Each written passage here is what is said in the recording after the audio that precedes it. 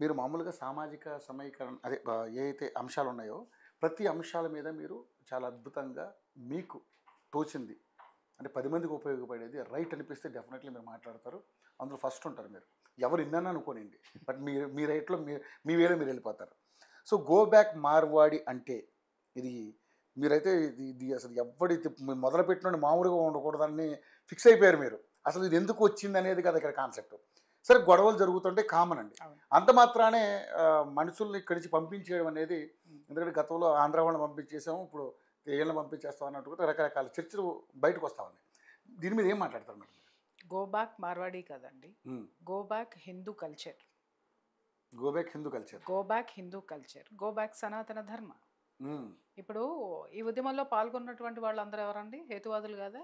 వాళ్ళందరూ దేవుడిని నమ్మరు, దేవుడు లేదని వాదించేవాళ్ళు. నిన్నే రౌండ్ టేబుల్ సమావేశం చూసాం, అనర్గళంగా స్పీచ్లు ఇచ్చేసారు. ఒక్కొక్కళ్ళు భయంకరంగా ఇచ్చారు. వాళ్ళందరూ ఏ జాతికి చెందిన వాళ్ళో మనకు తెలియదా? సో ఆ ఫిగర్లు ఆ మనుషుల్ని అక్కడ చూడగానే, ఆ వ్యక్తుల్ని చూడగానే మనకు అర్థమవుతుంది ఇది ఎక్కడ పురుడు పోసుకుంది, ఇది ఎక్కడి నుంచి ఎవరు ప్రోత్సహిస్తున్నారు, ఇది ఎలాంటి పాత్ర తీసుకోవాలి, టర్న్ తీసుకునేటటువంటి సిచ్యుయేషన్స్లో నిజంగా ఇవాళ ప్రతి ఒక్క హిందువు మేల్కొన్నాడు. కాబట్టి మొగ్గలోనే దాన్ని తొక్కి అవతల పారేశారు. సో దీని వెనక ఏముంది అనంటే నో డౌట్ సనాతన ధర్మాన్ని తొక్కి అవతల పారేయాలి. సో వీళ్ళు ప్రతి ఒక్క ఈ గోతికాడ నక్కల్లాగా కూర్చొని చూసేటటువంటి జాతి అన్నమాట. ఒక జాతి ఉంటుంది. ఎప్పుడు హిందూ ధర్మం మీద ఎగబడిపోదామా, హిందూ ధర్మాన్ని ఎన్ని విధాలుగా నాశనం చేద్దామా. నిన్నగాక మొన్న ధర్మస్థలంలో అబ్బో ఏమన్నా ఆడినారా ఆట. ఒక్కొక్కడు మాట్లాడాడు, తాండవ్ హోగా, శివ్ తాండవ్ హోగా, ఇస్మే స్కెలెటన్ ఆయతో ఓ మిలాయతో తొక్క తోటకూర అనుకుంటా. శివుడు ఆడినాడు తాండవం. ఇప్పుడు అందరి నోళ్ళు ప్లాస్టర్లు వేసుకుని మూసుకొని కూర్చోలేదా? శివ తాండవం ఈ కర్మభూమిలో ప్రతి నిత్యం ఆడుతుంది. కాబట్టి వేల సంవత్సరాలుగా హిందువు మీద దాడులు జరిగినా, ఏ జాతి వాడొచ్చినా, ఎన్ని విధాలుగా సంపదని తీసుకెళ్ళాడు కానీ హిందూ ధర్మాన్ని నాశనం చేయలేకపోయాడు, దాన్ని తీసుకెళ్ళలేకపోయాడు. ఇంకా ప్రపంచంలో చెప్పాలంటే ఈ సనాతన ధర్మాన్ని మొత్తం అక్కడ ఉన్నటువంటి ఆ క్రిస్టియానిటీలు ఏవైతే ఉన్నాయో, ఏవైతే ఇతర మతస్థుల యొక్క ఇది ఉందో అక్కడ హిందూ ధర్మాన్ని అక్కడ ఎస్టాబ్లిష్ అవుతుంది. అక్కడ వాళ్ళు కృష్ణుడిని పూజిస్తున్నారు, రాముడు విగ్రహాలు పెడుతున్నారు. నిన్నగాక మొన్న యూరోప్లో మనం చూసాము. ఇలాంటివన్నీ మన హిందూ ధర్మం ప్రపంచంలో పరిఢవిల్లుతుంది. కాబట్టి ఇలాంటి చిచ్చోరిగాళ్ళకి భయపడేటటువంటి తత్వము లేదు, భయపడాల్సినటువంటి అవసరం అంతకంటే లేదు. భయపెడుతున్నామనే ఈ కాగితప్పులను చూసి భయపడేదే లేదు. కానీ ఇక్కడ మరి గో బ్యాక్ మార్వాడి అంటే ఇలా వచ్చిన వాళ్ళందరినీ వెళ్ళిపోవాలనే కాన్సెప్ట్ అసలు ఏ ప్రయోజనాల కోసం వీళ్ళకి? ఏమీ లేదు సార్, డబ్బున్న వాళ్ళని చూస్తే మన జాతికి కడుపుమంట కదా. మనం నిన్న చూసినాం కదా, ఒక టేబుల్ సమావేశంలో ఉన్న వాళ్ళందరూ కూడా that ism is against, total against to capitalism. Okay, communism always against to capitalism. పెట్టుబడిదారుడు అంటే ఎలపరం వచ్చేస్తుంది, చిరాకు వచ్చేస్తుంది. విషయం ఏంటంటే ఈ ప్రియా సోదరు నువ్వు ఇట్ట మాట్లాడుతున్నావంటే మా తాత కూడా కమ్యూనిస్ట్ లీడరే. కానీ మా తాత గొప్ప కమ్యూనిస్ట్ లీడర్, అన్ని జాతుల్ని ఆదరించాడు. కానీ సనాతన ధర్మాన్ని కూడా పాటించాడు. ఆయన శ్రీరామనవములు చేసేవాడు, 9 రోజులు పందిళ్ళేసి ఎన్ని కళలు, ఒగ్గు కథలని, ఒకరోజు దాన్ని ఏమంటారు హరికథలని, బుర్ర కథలని, తోలుబొమ్మల ఆటని, ఎక్కడెక్కడ కళాకారులను తీసుకొచ్చి ఆడిచ్చేవాడు ఆయన. అంత పెద్ద కృష్ణలంకలో దేంటి ఎంత పెద్ద ఇది చేశారు. ఇప్పటికి కూడా ఆయన చచ్చిపోయి ఇప్పటికి 50 ఏళ్ళు అయినా కూడా ఆ తరం వాళ్ళు ఇంకా ఉన్నారు అని అంటే మా తాతగారిని ఖచ్చితంగా తలుచుకుంటారు అక్కడ ఉన్నటువంటి వాళ్ళు. అంత గొప్ప కమ్యూనిస్ట్ ఆయన. అంటే కమ్యూనిటీస్ని, ఆల్ కమ్యూనిటీస్ని గౌరవించినటువంటి తత్వం ఉన్నది.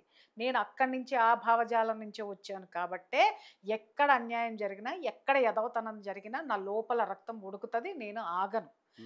ఎదుటివాడు ఏం మాట్లాడతాడు అనేది కాదు, నేను ఎంత కరెక్ట్గా మాట్లాడాను అనేది నా తాత నాకు నేర్పాడు.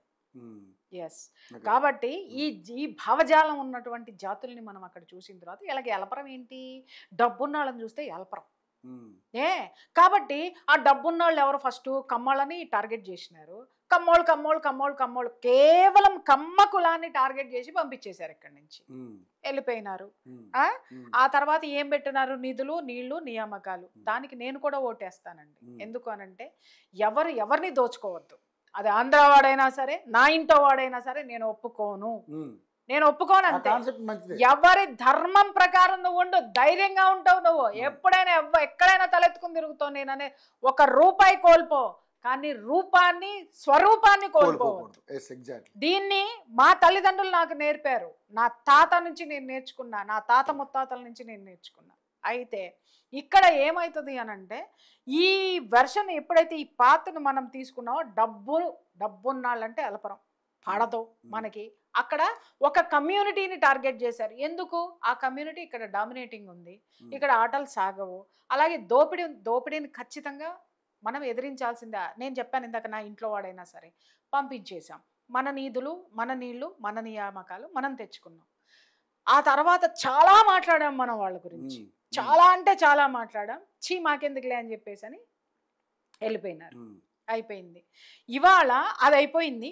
ఆ పాత్రను అడ్డం పెట్టుకొని ఒక పెద్ద మనిషి ముఖ్యమంత్రి అయిపోయాడు. దళితుడిని ముఖ్యమంత్రిని చేస్తానని చెప్పి మాట ఇచ్చి, అబద్ధాలు చెప్పి, అన్నీ చేసి కమ్మోళ్ళని ఎల్లగొట్టి, కమ్మోళ్లే ఆంధ్ర కాదు ఇక్కడ, నేను మళ్ళీ స్పష్టంగా చెప్తున్నాను, వాళ్ళని ఎల్లగొట్టి, మరి వాళ్ళే కదండి 200% అండి, 200%.